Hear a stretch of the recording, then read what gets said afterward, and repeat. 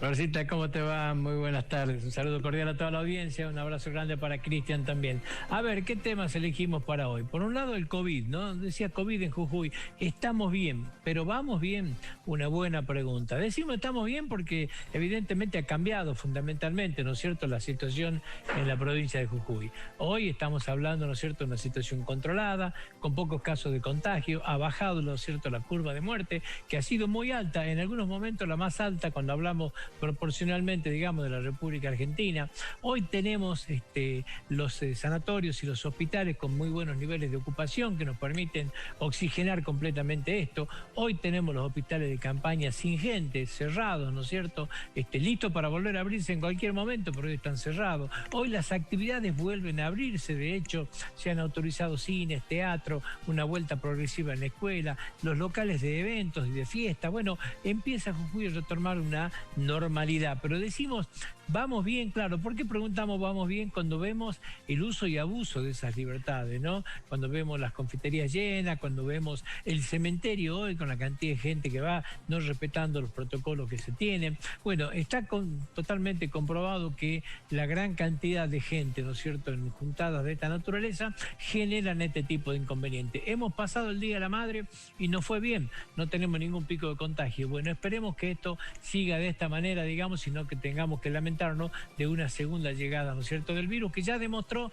la letalidad y la forma en que llega en otros lugares, entre ellos Europa, por ejemplo, pero sin irse al otro continente. Lo tenemos acá, en la propia República Argentina, con lo que puede ser en el Chaco, ¿no es cierto? Así que bueno, vamos a ver, tratemos de que también vayamos bien. El otro tema, yo le llamaba la inentendible pelea del gobierno con el campo. No se termina de entender a qué se debe esta pelea permanente, digamos, ¿no? Es como que es el enemigo elegido y viene de hace muchísimo tiempo. Si usted se pone a ver, recordará en la época del primer gobierno de Cristina Fernández de Kirchner, las paredes pintadas, ¿no es cierto?, con la maldita soja, el yuyo maldito, la soja es muerte. Bueno, una serie de ataques permanentes. Y eso que el primer gobierno de Néstor Kirchner tuvo en la venta de soja, $650, el pilar fundamental de la recuperación. Pero sin embargo, no hay nada que hacerle. Con el campo, la batalla es constante y permanente y se reedita a cada rato, ¿no?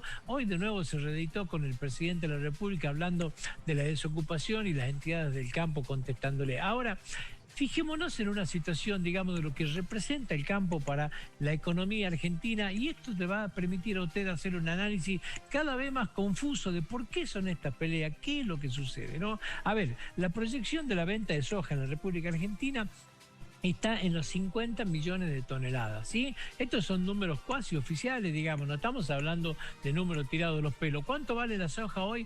$400 la tonelada. Si usted hace una simple multiplicación, nos encontramos con una posibilidad de ingreso de $20.000 millones por la venta de soja. Y acá hablamos si se vendería nada más que como producto primario, digamos, gran parte de esa soja tiene una industrialización. Vamos al otro tema, que es el maíz, el segundo elemento fundamental del campo en la Argentina.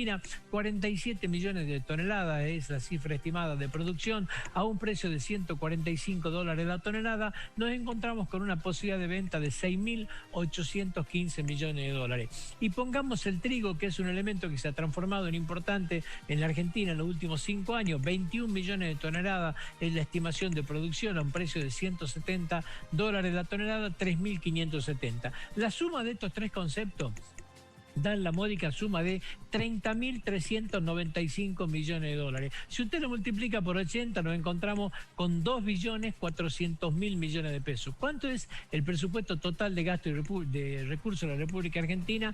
8,3 billones de pesos, o sea, 8.300.000 millones de pesos. El 29%, estos tres productos, digamos, ¿no es cierto?, representan el 29% del presupuesto de gasto y recursos. ¿Cómo se puede entender que uno se pelee todos los días con quien te genera esa cifra, digamos, en la economía argentina del día a día? Da la sensación que tendríamos que tener una rama del Ministerio de Agricultura dedicada exclusivamente a estos tres productos para ver qué necesitan, qué hacen falta, cómo logramos mejorar esta cifra, que es totalmente mejorable, ya lo han demostrado. En algún momento la Argentina llegó a 147 millones de toneladas, 26 millones de toneladas más que lo que es ahora, digamos, ¿sí? Pero bueno, a pesar de todo esto, parecen perros y gatos. El campo con el gobierno no se terminan de entender, las peleas son todos los días, y si hay un sector que lo puede sacar rápidamente a la Argentina en la postración y generar los dólares, no tenga ninguna duda, es el campo, no hay ninguno con esa potencialidad. El último tema que habíamos elegido para hoy tiene que ver con las tomas de tierra. Yo decía, un difícil examen para el gobierno, ¿no? Lo rindió la semana pasada y en los dos casos fue satisfactorio, con ciertas particularidades que merecen un análisis, pero en los dos casos lo pasó y lo pasó favorablemente. Uno tiene que ver con Guernica, ¿no es cierto?, donde se había criticado fuertemente la inacción inicial, el haber permitido, ¿no es cierto?, una ocupación de la magnitud que hacía que muchos consideráramos que era imposible, ¿no es cierto?, que el Estado pueda recuperar esto, y si lo hacía con un costo altísimo, ¿no es cierto?, la forma que fue creciendo esto. Evidentemente que hubo encuestas que lo pusieron al gobierno contra la pared, la gente rechazaba este tema, buscaba que se preserve, ¿no es cierto?, la propiedad privada. La realidad es que fue una operación limpia, sin ningún tipo de inconveniente. Creo que una sola persona que podemos considerar herida, digamos, se vio gases acá y se demostró fehacientemente que los gases no provenían de la policía. La policía no ha ido ni siquiera con máscara de gases. Los gases provenían de los propios usurpadores,